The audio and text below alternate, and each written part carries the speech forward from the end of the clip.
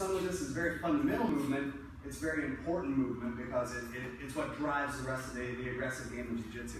So we're going to drive forward with that. We have a lot of new faces on the mat tonight. Guys that have been around for a while. Be welcoming. Make sure we get people with the newer guys that are in here visiting. And guys that are going to be across the chat here made it in from all the way out east and back from Florida, right? And back from Florida. I saw you. He's phenomenal. If you get a chance to work with him, roll with him later, please take that opportunity because it's always awesome when we get a guy different, someone with a little bit different style, and he's just fantastic. So make sure you get a chance with him. Cool. So let's get started with some technique. Probably breaking the roll a little bit earlier tonight so we can get around with everyone. So I've got my good side control. Last week we worked on passing guard, so we worked on getting from around their feet to our side control position. And a lot of times we kind of get stuck here inside because we all like it, right? It's very controlling. I get a pressure. I can automatically control one arm. I can use my chest and my weight to keep them flat. And a lot of times we get stuck here and we're missing that opportunity to drive the position forward and mount. And we kind of talked about how the last few years in jiu-jitsu, we've seen so much wrestling influence that we really love the side mount. So we stick with the side mount a lot. It's very wrestling based. And there's nothing wrong with that, but we're giving up that super dominant position of being in mount, and not just for jiu-jitsu's sake, whether it's self-defense competition. There are a lot of great reasons to take mount outside of just the sheer dominance of it. In a tournament, mount's worth points, right? So we want to move there. In self-defense, in MMA, if I get to mount, I get to punch him with both hands, right? That's a good thing from with my gravity dropping weight into him. So we always want to work on getting there. So we started out with a couple of passes last week, and we kind of started from someone who was keeping their feet down pretty fundamental, doing the knee slide, doing the leg weave. Let's go ahead and take a look at the guy that's kind of doing the classical defense to this, where he's bringing his foot up and he's planting his foot on the knee to kind of take the space away.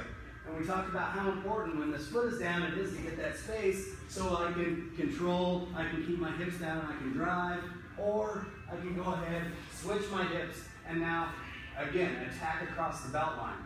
The problem is, once you've been in jiu-jitsu about 3 months, you start to realize that your feet down and leaving that belt line open leads to the mount. So people start countering that, and classically we do that. There's several good ways to do it, but classically we kind of do it by putting our foot on the quad and extending the knee up. And again, bringing it slightly up towards the head. And this, you can see, takes away that space around the belt line that I need to get my hip and my knee across for easy mount. So it's a pretty common defense. Personally, man, good arguments either way. I don't love setting the foot straight across. Back in the early 90s, we saw a lot of this, right?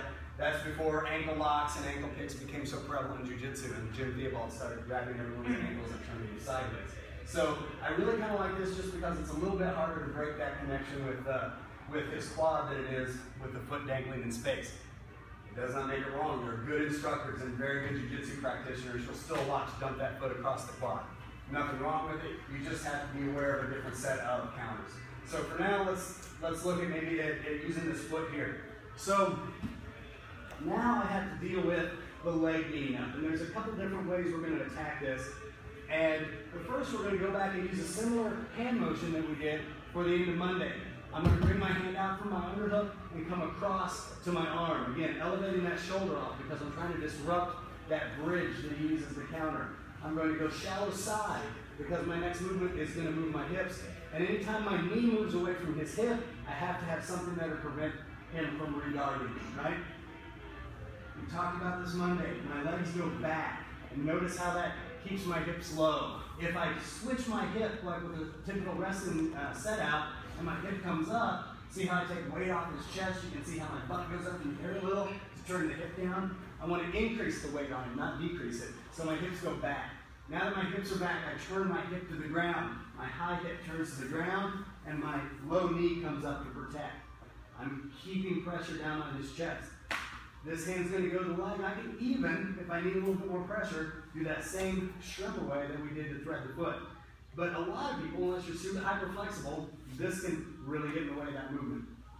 So we need to deal with this knee. So I'm going to go ahead and take the knee, and there's a couple ways we can do this. I don't like to yank up on the knee or push down on the knee, because when I start going in this plane of motion up and down on his body, he tends to resist it, right? And it tends to become even harder. My goal is to get this knee out of the way. And when I play with this knee back and forth in this plane of motion, he tends to just resist it, and the knee stays in this plane of motion. And it's still difficult to get over. So for this movement, I'm taking the knee, and almost like a Toriano pass, which we did during guard week a couple weeks ago. I'm taking the knee, and I'm bringing it over, right? And I'm turning my hip. I'm almost punching. I'm not just leaving my hips straight up and down and pushing with my arm. This is never going to work. I lock this in, I push with my foot, and I use my body and my hip to turn the leg. Once this leg is over, this foot is going to come over and take position. We screw this up a lot, and this gets really kind of downplayed as a viable option because people come straight over and they try and get here, and then what's he do? He half guards me, and now I'm fighting. What I want to do is bring this foot up so that as I push this way, my foot doesn't come over his leg here. My foot actually goes up, so it clears his foot, and then chops down to his hip on this side. So I'm attacking, again, at the belt line, just like we did Monday. We just have this extra step of clearing the belt line. So I clear the belt line, I step up, I chop down, and I come heel directly to the other hip. Once my heel is there, it's the same motion I did when I didn't have to worry, when I could just thread the foot. But I'm pushing over, up, chop, catching the hip, and now I'm using this to pull my butt and my hips over. As I'm driving, this foot that's trailing chops in underneath the hips to control, and my knees pinch. Hand goes high to collect base, other hand comes out to hold base, and now I can turn my hips under the pressure. Make sense? Cool. Questions? Awesome. Grab a partner. Let's do this. Can I have Liz? Can you help me?